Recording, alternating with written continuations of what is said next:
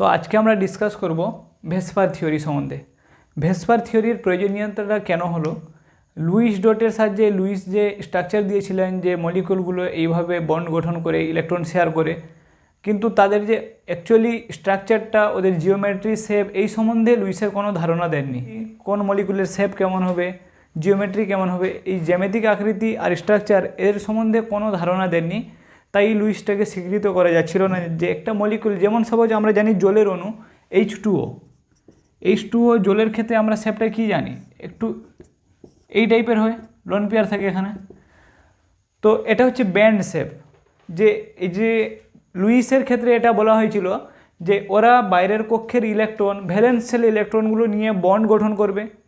এর আগের ভিডিওগুলোতে আমরা লুইসের ক্ষেত্রে দেখেছি যার বাইরের কক্ষে যেটা ইলেকট্রন থাকবে ওটা হচ্ছে ভ্যালেন্স শেল ইলেকট্রন, ওটা দিয়ে ওরা বন্ড গঠন করতে পারে, হতে পারে ওটা বন্ড পেয়ার, হতে পারে লোন পেয়ার, যে কোনো বন্ড গঠন করবে।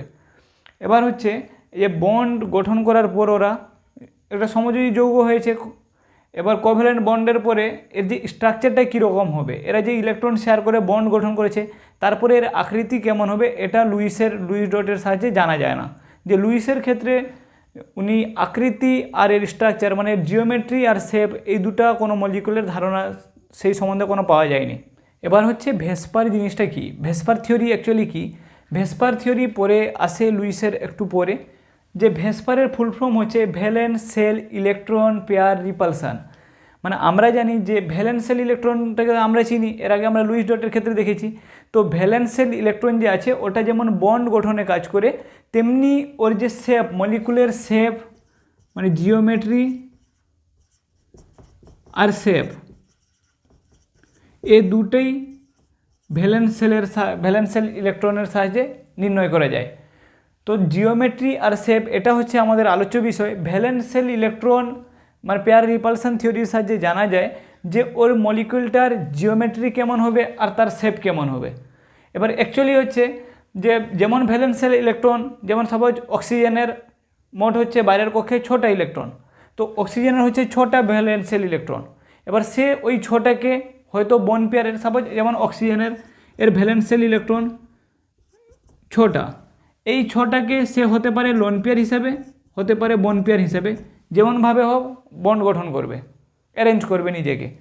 এবার হচ্ছে ওই ভ্যালেন্স শেল ইলেকট্রনকে যে অ্যারেঞ্জ করবে ওটার মধ্যে রিপালসান হবে, ওরা চাইবে যে মিনিমাম রিপালসান হোক। ওরা কি চাইবে, এই যে রিপালসানটা এটা যেন মিনিমাম হোক, মিনিমাম রিপালসান হোক। মানে ব্যাপারটা কি, সাপোজ এটা যদি এক্সাম্পলের সঙ্গে দেখা যায়, সাপোজ দুজন বান্ধবী আছে, একজনের নাম হচ্ছে সীতা, আরেকজনের নাম হচ্ছে গীতা। এরা দুজনের মধ্যে একে অপরের প্রচণ্ড ঝগড়া হয়, এরা একে অপরে পটে না। তাহলে এদের মধ্যে সবসময় এদের অ্যাট্রাকশান নেই, এদের সবসময় বিকর্ষণ আছে একে অপরকে, এরা হেট করে। এবার অপর একজন বান্ধবী, সাপোজ সে হচ্ছে রীতা,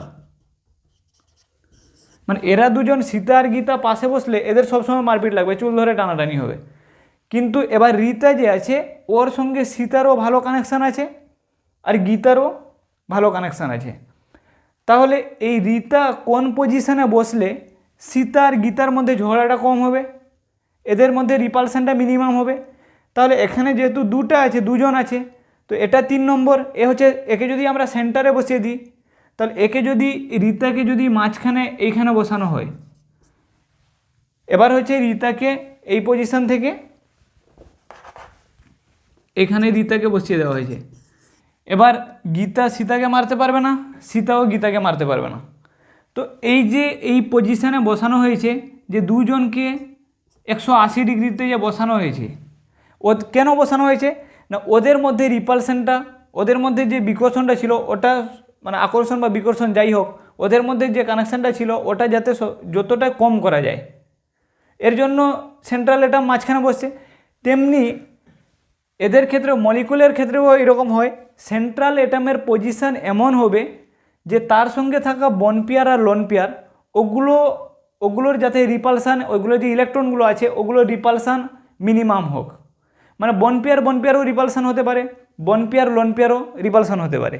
তো ওদের ওই রিপালসানটা যাতে মিনিমাম হোক তার জন্য সেন্ট্রাল অ্যাটমের অবস্থানটা এমনভাবে সেন্ট্রাল অ্যাটমের অবস্থান হবে যাতে ওদের সঙ্গে থাকা যে অ্যাটমগুলো ওদের রিপালসান ইলেকট্রনগুলির বা বন্ডগুলির রিপালসান যেন মিনিমাম হোক, এটাই হচ্ছে ভেসপারের মূল কথা। তো যেমন আমরা যদি দেখি অ্যামোনিয়ার ক্ষেত্রে NH3, আমরা NH3 ক্ষেত্রে যদি দেখি, পরে আমরা ভেসপার আলোচনা করব, এর শেপ জিওমেট্রি পরে ডিটেলসে আলোচনা করব। এখন তো এক্সাম্পলের জন্য আমরা দেখে নিচ্ছি।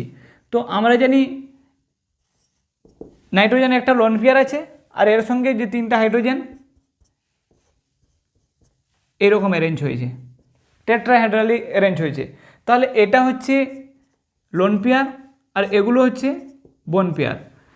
এবার হচ্ছে এই লোন পেয়ার আর যে বন পেয়ার, এরা একে অপরকে বিকর্ষণ করবে, বন পেয়ার আর বন পেয়ারও একে অপরকে বিকর্ষণ করবে।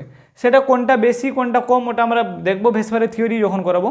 তো এখন হচ্ছে যে এইটা হচ্ছে সেন্ট্রাল অ্যাটম, এ চাইবে এর লোন পেয়ার বন পেয়ার এগুলোকে এমন পজিশানে রাখতে যাতে এদের মধ্যে রিপালশনটা মিনিমাম হোক, মানে এদের মধ্যে যাতে বিকর্ষণ রিপালশনটা মিনিমাম হোক। ওই মিনিমাম রাখার জন্য সেন্ট্রাল অ্যাটম 3টাকে, এটা অ্যাকচুয়ালি নিচের দিকে না, এটা টেট্রাহেড্রাল স্ট্রাকচার, টেট্রাহেড্রাল, এটা হচ্ছে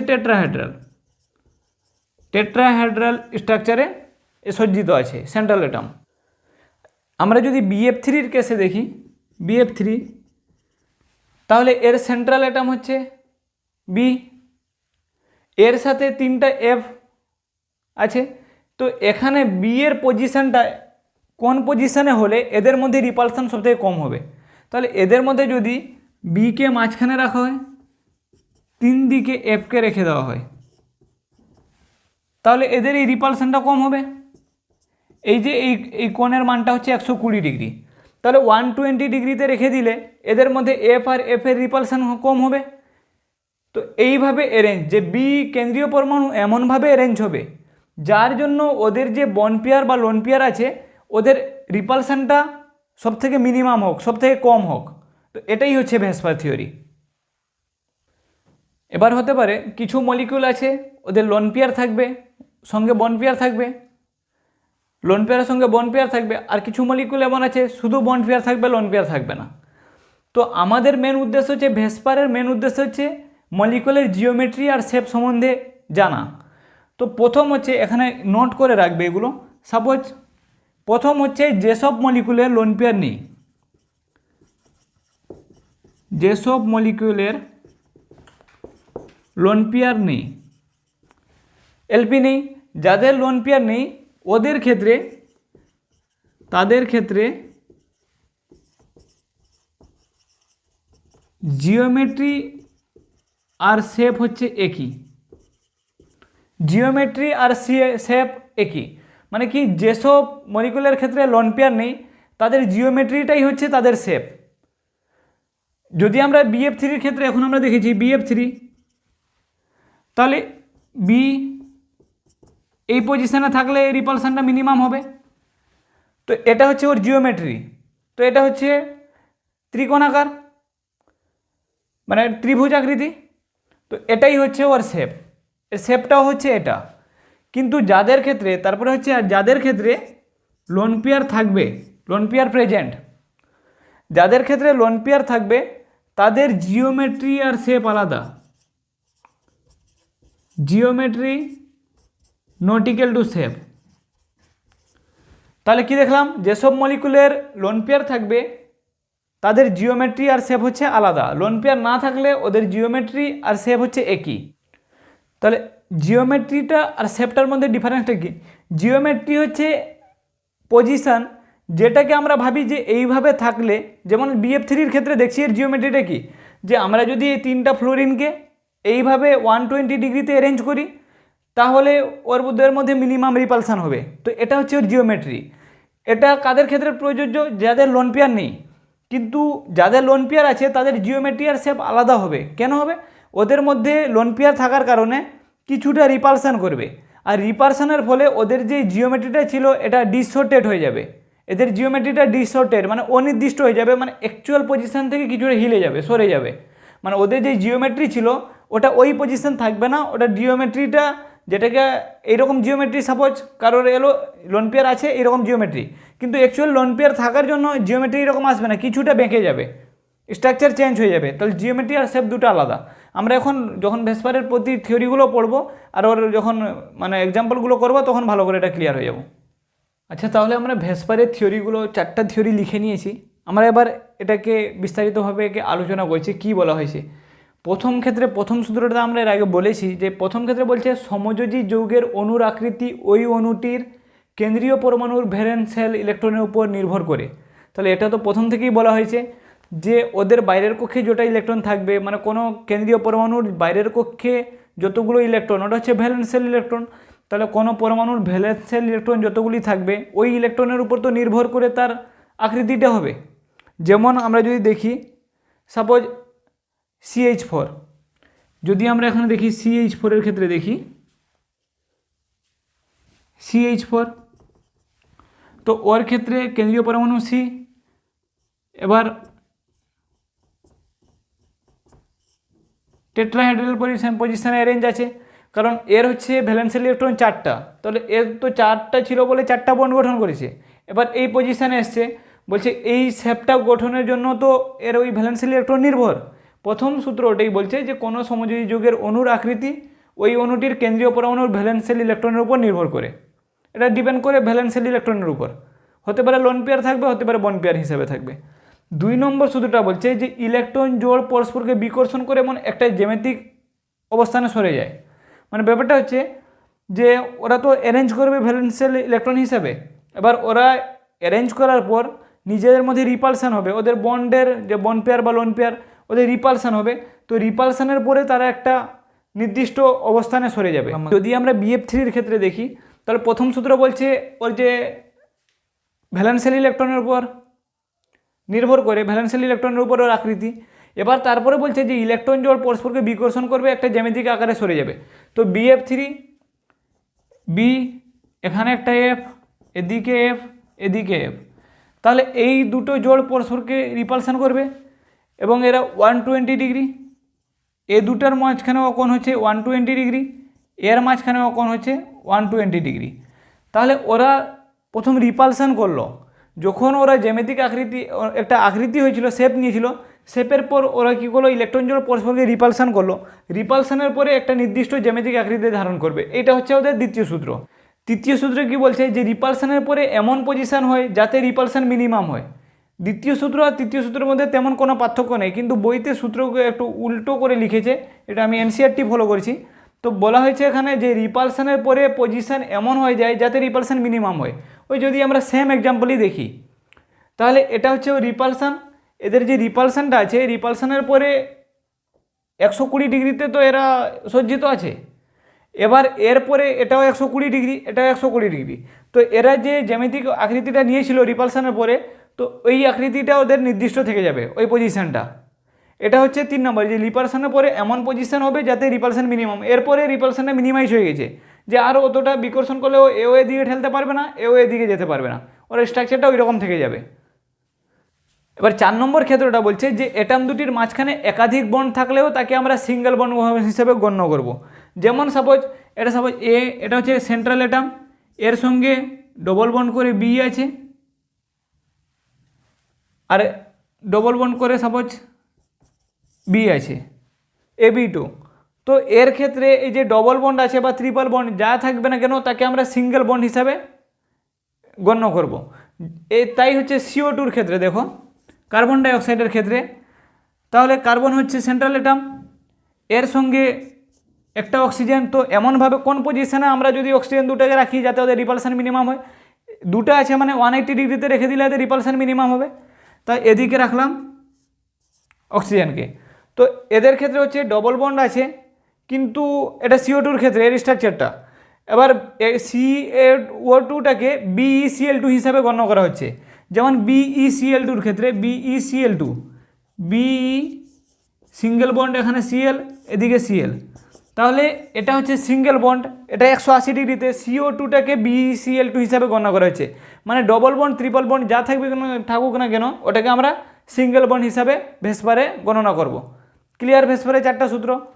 তো প্রথম আরেকবার একটু বলে দিচ্ছি যে সমযোজী অণুর আকৃতি ভ্যালেন্সিয়াল ইলেকট্রনের উপর নির্ভর করে, ভ্যালেন্সিয়াল ইলেকট্রন যেরকম হবে সেই হিসাবে লোন পেয়ার বন্ড পেয়ার গঠন করবে। তারপরে বলছে যে ইলেকট্রন জোড় ওরা যে সজ্জিত হওয়ার পর ইলেকট্রন জোড় পরস্পরকে রিপালশন করবে এবং একটা জ্যামিতিক আকৃতি ধারণ করবে। 3 নম্বর সূত্রটা বলছে যে রিপালশনের পরে এমন পজিশন হয়ে যায় যাতে রিপালশন মিনিমাম, মানে এই এফকে বিকর্ষণ করলো 120 ডিগ্রিতে এসছে, এর থেকে বেশি বিকর্ষণ করতে পারবে না, নাহলে ডিসঅর্ডারেড হয়ে যাবে। তার 4 নম্বর সূত্র বলছে যে অ্যাটম দুটির মাঝখানে যদি একাধিক বন্ড থাকে তাকে আমরা সিঙ্গেল বন্ড হিসাবে গণ্য করব। যেমন CO2কে আমরা BeCl2 হিসাবে গণ্য করছি। ক্লিয়ার? এবার আমরা যে দেখলাম যে ওরা রিপালশন করবে ইলেকট্রন জোড় পরস্পরকে, তো ইলেকট্রন জোড় যে রিপালশন করবে সেটা তো বন্ড পেয়ার হিসেবেও থাকতে পারে, লোন পেয়ারও হিসেবে থাকতে পারে। তাহলে কোনটা বেশি বিকর্ষণ করবে, রিপালশন করবে? তো বন্ড অর্ডারটা হচ্ছে, এদের রিপালশনের অর্ডারটা হচ্ছে লোন পেয়ার সব থেকে বেশি, তারপরে হচ্ছে লোন পেয়ার বন্ড পেয়ার, তারপরে হচ্ছে বন্ড পেয়ার। তো এটাকে একটু যদি আমরা মজার ছলে মনে রাখি, সাপোজ এটা একটা ফ্যামিলি, এটা একটা ফ্যামিলি, এই দুজন ফ্যামিলিতে কে কে আছে? সাপোজ ফ্যামিলির মেম্বার হচ্ছে হেড, এটা হচ্ছে ফাদার, আর ইনি হচ্ছেন এর ওয়াইফ। তো এরা হচ্ছে ফ্যামিলির মেম্বার, ইনি হচ্ছেন ফাদার, এই ফ্যামিলির মেম্বারও একজন ফাদার, ইনার ওয়াইফ আছে। তো এরা হচ্ছে ফাদার, মানে এরা অ্যাকচুয়ালি বন্ড হয়ে গেছে, এদের মেরিট এরা। তাহলে ইনি হচ্ছেন bond pair, suppose bond pair, ব্র্যাকেটে লিখে দিচ্ছি মেরিট। ইনিও হচ্ছেন এ ফ্যামিলির বন্ড পেয়ার। তো দুটা ফ্যামিলি ছিল, এদের যে বন্ড পেয়ার, ইনি হচ্ছেন বন্ড পেয়ার, ইনি হচ্ছেন বন্ড পেয়ার, কেন? এদের বন্ড হয়ে গেছে অলরেডি, ইনারা মেরিট। এবার হচ্ছে যদি ইনাদের মাঝখানে ঝগড়া হয়, এবার এদের কি সন্তানও আছে, সাপোজ সন্তানকে এইভাবে দেখাচ্ছি, এটা এর সন্তান, এটা এর সন্তান, এই সন্তান দুটো হচ্ছে লোন পেয়ার। এদের ক্ষেত্রে এ no GF lone pair, no bond, এর সাথে কারো বিয়েও হয়নি, গার্লফ্রেন্ডও নেই, তাই এটা হচ্ছে লোন পেয়ার, এলোন আছে, এরও এটাও হচ্ছে লোন পেয়ার। তাহলে এ ফ্যামিলির ইনি হচ্ছেন বন্ড পেয়ার, ইনি হচ্ছেন এ ফ্যামিলির বন্ড পেয়ার, এ হচ্ছে লোন পেয়ার, এলোন আছে, এও লোন পেয়ার, সিঙ্গেল আছে। এবার প্রবলেমটা কী হচ্ছে, সাপোজ কোনো কারণে এ ফ্যামিলির সঙ্গে এই ফ্যামিলির ঝগড়া হয়েছে, তাহলে এ তো ফ্যামিলির হেড বন্ড পেয়ার, ইনি হচ্ছেন এ ফ্যামিলির হেড, ইনারা চাইবেন ম্যাটারটাকে শর্টেজ করে নিতে যাতে বেশি দূর না বাড়ুক, কারণ এদের ফ্যামিলি আছে, যে যার একটা ভবিষ্যৎ আছে। তো এদের মধ্যে যদি রিপালশনটা হয় ওটা হচ্ছে মিনিমাম হবে, বেশি দূর যাবে না, ওনারা বোঝার ক্ষমতা আছে। এবার কোনো কারণে এর বাড়ি ছেলেটা জানতে পেলো, এ কী করলো, এই যে লোন পেয়ার ছিল, এদের বন্ড পেয়ারের সঙ্গে ঝগড়া করছে, মানে ইনি ছিলেন বন্ড পেয়ার বাড়ির কর্তা, আর এ গিয়েছিল ইনার ছেলে লোন পেয়ার। তো এ কম বয়সের ছেলে, ইনি বন্ড আছেন, এ এলোন আছে, এর কোনো ভয় নেই মারপিটকে। এবার এদের মধ্যে যে রিপালশনটা হবে একটু বেশি হবে, ইনি চাইবেন শর্টেজ করতে, কিন্তু এ চাইবে না, এ চাইবে আরও যাতে ম্যাটারটা বাড়ুক।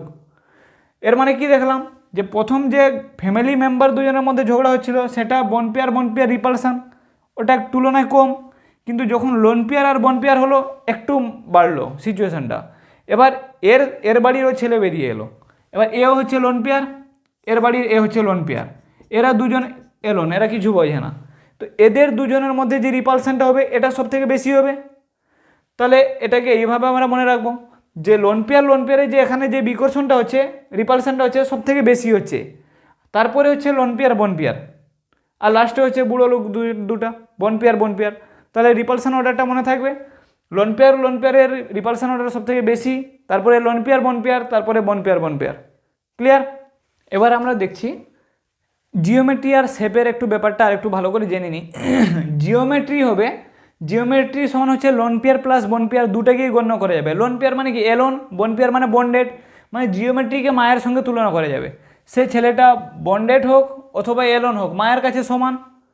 তো জিওমেট্রিটা হচ্ছে মায়ের সমান, লোন পেয়ার বন্ড পেয়ার দুটাকেই খেয়াল রাখে। আর শেপ হচ্ছে লাইক ওয়াইফ, তাহলে এর ক্ষেত্রে যে বন্ডটাই হচ্ছে ইম্পর্টেন্ট, ওর হাজব্যান্ডই সব কিছু, তাহলে এর ক্ষেত্রে লোন পেয়ারের কোনো ভূমিকা নেই। তো শেপ যেটা আছে ওটা অনলি বন্ড পেয়ার আলোচনা হবে, আর যখন জিওমেট্রি বলবো তখন loan pair plus bond pair. Clear? এবার যাদের লোন পেয়ার নেই, এবার আমরা যে এক্সাম্পলগুলো দেখব যে লোন পেয়ার নেই, যেসব মানে মলিকুলের লোন পেয়ার নেই, তো লোন পেয়ার না থাকলে ওদের যে লোন পেয়ার না থাকলে কী হবে, ওদের জিওমেট্রিটা হচ্ছে জিওমেট্রি আর শেপ হচ্ছে একই, ওদের জিওমেট্রি হচ্ছে ওদের শেপ। ক্লিয়ার? যদি আমরা দেখি সাপোজ AB2, প্রথম এক ধার থেকে কন্ডিশনগুলো দেখে যাচ্ছি। 1 নম্বর সাপোজ AB2, এর ক্ষেত্রে দেখি এটা হচ্ছে কেন্দ্রীয় পরমাণু আর এটা হচ্ছে বন পেয়ার, এদের ক্ষেত্রে লোন পেয়ার নেই, তাহলে বি দিয়ে বন পেয়ারকে দেখিয়েছি। এবার হচ্ছে এই দুটো এ একটা আছে সেন্ট্রাল অ্যাটম, একে লিখলাম। এবার দুটো বিকে বন পেয়ারকে কোনভাবে অ্যারেঞ্জ করলে এদের রিপালশনটা মিনিমাম হবে, যদি একটা সেন্ট্রাল অ্যাটম আছে, এবার এটাকে যদি আমরা এই বি দুটোকে 180 ডিগ্রিতে অ্যারেঞ্জ করে দিই, এদের মধ্যে রিপালশনটা মিনিমাম হবে 180 ডিগ্রিতে। তাহলে এটা হচ্ছে এর জিওমেট্রি। এবার এটাই হচ্ছে ওর শেপ, লোন পেয়ার নেই মানে, তাহলে এর শেপটা কীরকম হলো, লিনিয়ার। ক্লিয়ার? এর এক্সাম্পল কি, সবাই BeCl2, বি এখানে Cl এখানে Cl, 180 ডিগ্রিতে লিনিয়ার। ক্লিয়ার? এবার যদি আমরা দেখি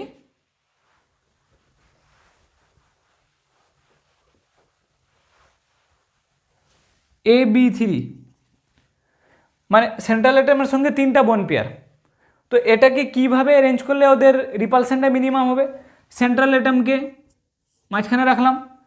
এবার এটাকে যদি আমরা ত্রিভুজের মতো অ্যারেঞ্জ করি, না ত্রিভুজ না অ্যাকচুয়ালি, সাপোজ এটাকে যদি আমরা এখানে একটা বি, এখানে বি, এখানে বি দিকে, তাহলে এদের যে মাঝখানের কোণটা হচ্ছে 120 ডিগ্রি, তো 120 ডিগ্রিতে যদি আমরা অ্যারেঞ্জ করি তাহলে এদের মধ্যে রিপালশন মিনিমাম হবে। তো এটাই হচ্ছে এই যে রিপালশন মিনিমাম, এটাই হচ্ছে ত্রিকোণাকার, এটা ট্রাইগোনাল।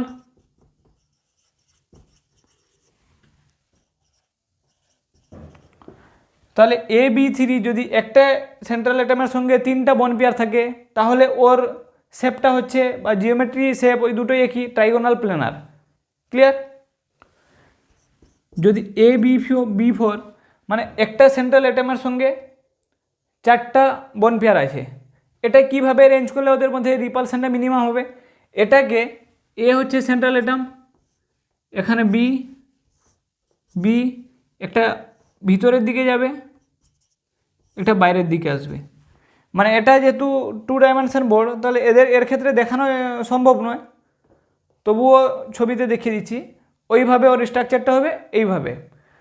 তো এদের মধ্যে যে মাঝখানের কোণটা হচ্ছে 109.5 ডিগ্রি, 109.5 ডিগ্রি, এতটার ডিস্টেন্সে থাকলে ওদের রিপালশনটা মিনিমাম হবে। ক্লিয়ার? তো এটাকে বলছে, এই স্ট্রাকচারটাকে বলছে টেট্রাহেড্রাল। তাহলে AB4 একটা সেন্ট্রাল অ্যাটমের সঙ্গে 4টা বন্ড পেয়ার থাকলে টেট্রাহেড্রাল পজিশনে ওদের রিপালশনটা মিনিমাম হবে। এবার যদি আমরা দেখি AB5, এটাকে কিভাবে অ্যারেঞ্জ করলে ওদের রিপালশন মিনিমাম হবে, এর ক্ষেত্রে সেন্ট্রাল অ্যাটম হচ্ছে এ, এটাকে প্রথম ট্রায়াঙ্গেলের মতো অ্যারেঞ্জ করা যাক।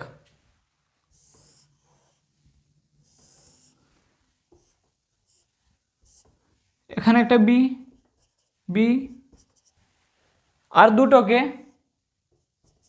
ভিতরের দিকে একটা, মানে উপরে নিচে, এটা তো প্রথম হচ্ছে ত্রিভুজ আকার করা হয়েছে। এবার এইভাবে অ্যারেঞ্জ করলে এদের রিপালশনটা মিনিমাম হবে। এদের মাঝখানের কোণ যেটা হচ্ছে, এটার সঙ্গে যে কোণটা করেছে 90 ডিগ্রি আর বাকিগুলো 120 ডিগ্রি, তাহলে এখানে দুটা কোণ 90 ডিগ্রি, আর এদের যে মাঝখানের কোণটা হচ্ছে 120 ডিগ্রি। ক্লিয়ার? তো এটাকে আমরা বলছি ট্রাইগোনাল বাইপিরামিডিয়াল।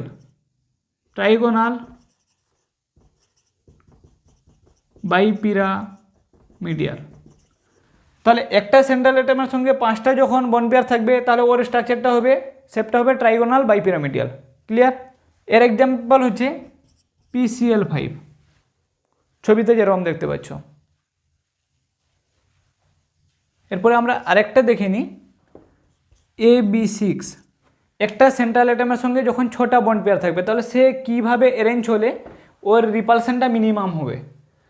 এর ক্ষেত্রে আমরা 6টা বন্ড পেয়ার কীভাবে অ্যারেঞ্জ করব, আমরা প্রথম স্কোয়ার স্কোয়ারে সেন্ট্রাল এটা চারদিকে 4টা বোন পেয়ারকে বসিয়ে দিলাম। এইভাবে আছে প্লেনটা, এটা 2 ডাইমেনশন বোর্ড, এটাকে দেখানো যাবে না, এইরকম করে আছে। 1টা 2টা 3টা 4টা বসিয়েছি, একটাকে উপরে বসাবো, একটাকে নিচে বসাবো, 6টা হয়ে যাবে। সরি 6 লিখে দিয়েছি। এখানে একটা হবে, এখানে একটা হবে। তো এদের যে মাঝখানের কোণ সব হচ্ছে 90 ডিগ্রি, এদের যে মাঝখানে যত কোণ আছে সবগুলো হচ্ছে 90 ডিগ্রি। এটা কার ক্ষেত্রে দেখা যায়? SF6 যে স্ট্রাকচারটা তোমরা দেখতে পাচ্ছ, ক্লিয়ার? একে বলে অক্টাহেড্রাল।